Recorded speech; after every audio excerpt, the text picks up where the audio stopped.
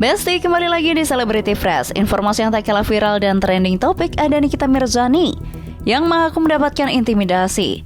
Seperti apa tanggapan Ditjen Pas? Benarkah Nikita mendapatkan intimidasi di dalam lapas? Daripada penasaran, langsung saja ini dia informasinya.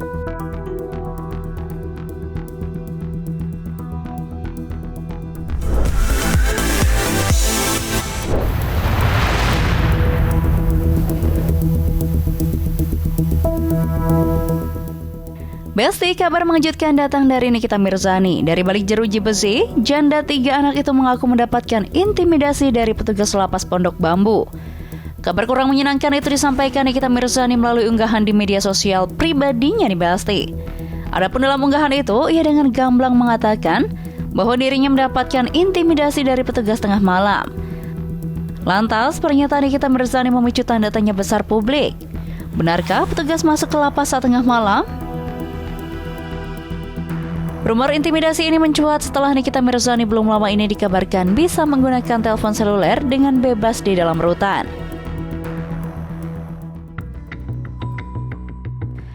Menanggapi rumor yang sedang santer diperbincangkan, Rika Aprianti, Humas Ditjen Pas, mengatakan bahwa pihaknya tidak mengintimidasi Nikita, melainkan pihaknya sedang melakukan sidak besar-besaran di dalam lapas. Usai isu Nikita bebas menggunakan ponsel di dalam lapas.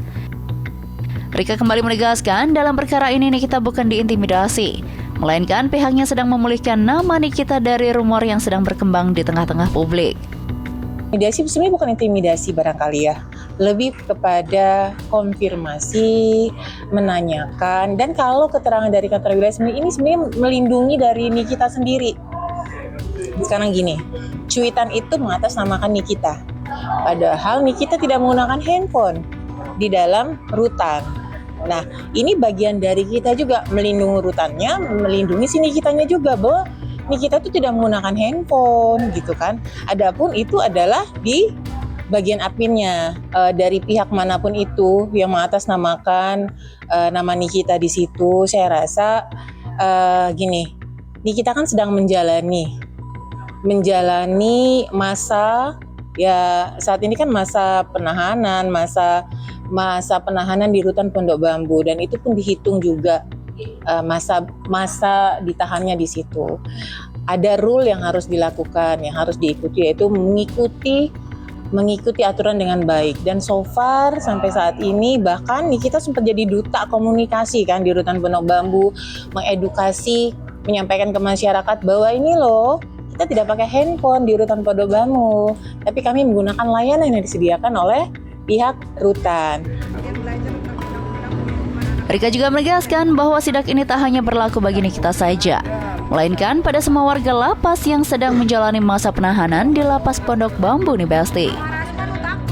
Karena sekarang ini Nikita memang public figure, itu yang terblow up. Tapi sebenarnya PR tidak menggunakan handphone itu adalah kewajiban semua yang menghuni lapas maupun rutan, baik itu tahanan maupun narapidana yang sudah berstatus narapidana. Selain menanggapi rumor tersebut, Rika juga buka suara terkait rencana Nikita yang dikabarkan akan bebas pada Agustus ini. Menurutnya, hingga saat ini pihaknya belum menerima kabar tersebut. Sampai saat ini, konfirmasi kami terakhir di rutan Pondok Bambu juga belum ada informasi seperti itu. Tapi kalau memang keputusannya, kan yang mengeluarkan keputusan kan bukan kami, dari kami kan hanya pelaksana. Ya pasti kita akan taat putusan ya, taat hukum. Kalau memang nanti putusannya itu PK-nya dikabulkan, dibebaskan, dikeluarkan dari bulan Agustus, ya kita akan taat pada putusan tersebut.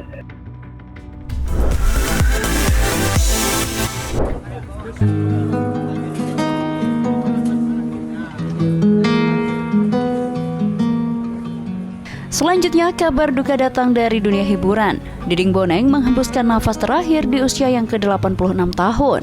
Seperti apa informasinya? Langsung saja, ini dia.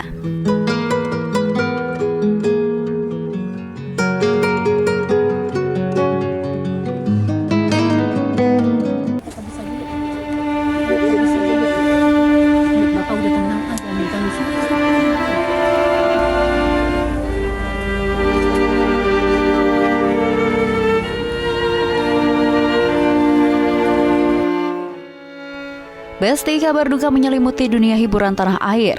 Artis senior Diding Boneng dikabarkan meninggal dunia usai berjuang melawan penyakit asma yang ia derita beberapa tahun terakhir.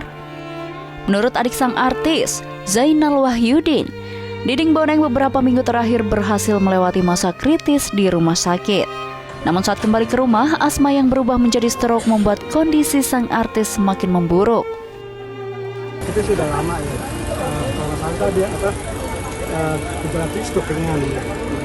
Dirawat di Tarakan udah 3 minggu lebih lah karena kondisi udah mulai membaik, darahnya udah mulai normal, bawa pulang ke rumah. Awalnya dia sakit mah katanya, pergilah ke dokter, sampai di dokter dikirim ke rumah sakit. Pak, ke rumah sakit aja, dia maunya ke rumah sakit Tarakan. Nah, kami ke rumah sakit Tarakan, di Tarakan ternyata dia ada bukan mah, tapi asma. Asma memang dari dulu, tapi ini sudah menjalar ke stroke. Nah, dipindahkan dia langsung diopnam, tidak boleh pulang. Diopnam di unit stroke. Setelah seminggu di unit stroke, dipindahkan lagi ke perawatan. Setelah 3 hari di perawatan, boleh pulang. Zainal juga mengatakan bahwa kondisi sang kakak sebelum menghembuskan nafas terakhir sudah tak bisa diajak bicara. Bahkan sang artis juga telah meminta keluarga berkumpul di BSD. Benarkah itu salah satu firasat yang sudah dirasakan sebelum menghembuskan nafas terakhir? Berarti 2 hari terakhir sebelum kebahagiaan almarhum memang sudah tidak bisa diajak komunikasi, tapi hanya gerak tangan. Syarat aja makan gitu-gitu. Mangga tangan-tangan aja.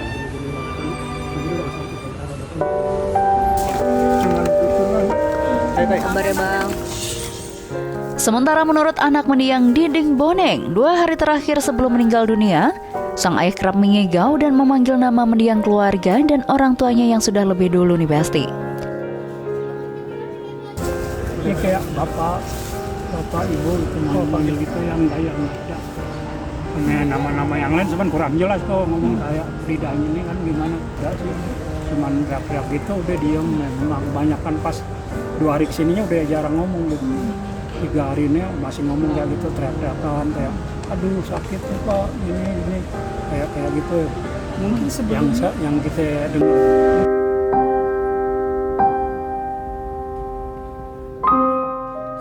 Tak hanya keluarga yang merasa kehilangan, tapi Opi Kumis juga nih Besti.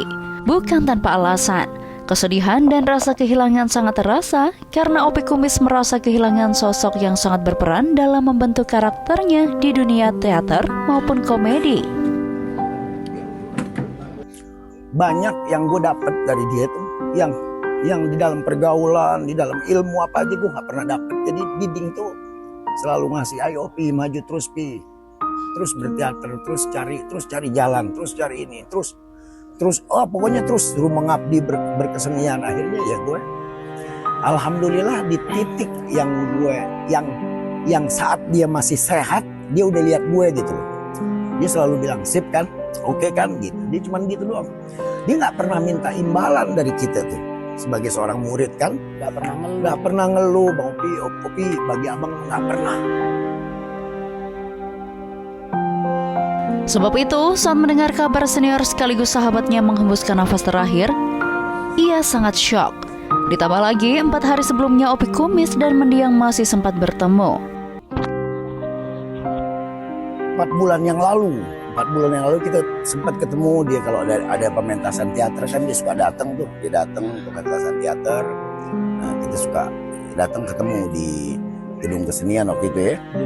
Dia datang dalam keadaan yang memang udah sakit-sakitan lah. Ketemu masih 4 bulan yang lalu. Sekali lagi, semoga mendiang Diding Boneng mendapatkan tempat terbaik di sisinya. Dan untuk keluarga, semoga diberikan kesabaran dan keikhlasan.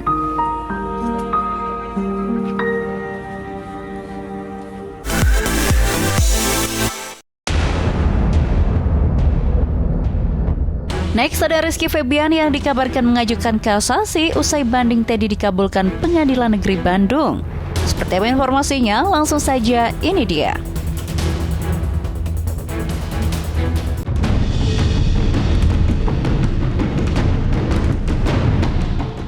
Besti, polemik gugatan hak ahli waris yang dilayangkan Teddy Pardiana memasuki babak baru.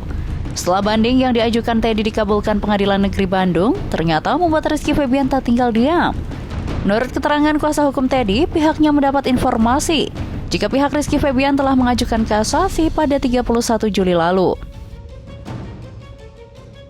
Jadi alhamdulillah berdasarkan putusan kemarin ya nomor 183 bahwa dikabulkan yang menjadi ahli waris dari almarhum itu ada 7 orang, yang 4 dari anak pernikahan yang pertama, yang 1 Dede Bintang, yang 1 lagi ibunya ya yang bernama Utisah, dan Kang Teddy sendiri. Jadi totalnya ada 7 ahli waris.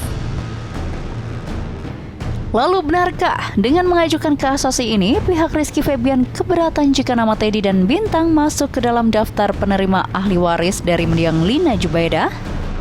Pasti kan ada pihak memang keberatan ya kalau Kang Teddy sama Bintang dijadikan sebagai ahli waris gitu. Jadi kalau saya prediksinya sih yakin kasasi gitu. Menanggapi kabar Rizky Febian yang mengajukan kasasi, Teddy Pardiana buka suara nih Besti. Melalui kuasa hukumnya, Teddy mengaku tidak mempermasalahkan keputusan tersebut. Karena satu yang pasti bagi Teddy, ia akan mengikuti proses hukum yang sedang berjalan. Kalau responnya sih kemarin ya istilahnya nggak ada masalah ya, karena itu memang bagian dari upaya hukum dari pihak Rizky dan kawan-kawan, itu kan bagian upaya hukum. Jadi ketika saya sampaikan pada hari Jumat bahwa pihak mereka akan mengajukan kasasi, ya kalau Kang Teddy sih nggak ada masalah gitu. Tetap istilahnya yang namanya upaya hukum tetap kami harus jalani gitu. Kita ada jawabannya. Jadi gimana jadi banding Teddy memenangkan banding gimana Aiki? Tanggapannya Aiki? Aiki tolak. Aiki tanggapannya? Ya oke. Ditunggu. Oke. Jangan dorong ya, jangan dorong. Ditunggu aja. Aku udah diskusi sama kuasa hukum aku. Perihal itu aku sedang mencari solusi yang terbaik seperti apa. Jangan dorong. Jadi tetap ada komunikasi.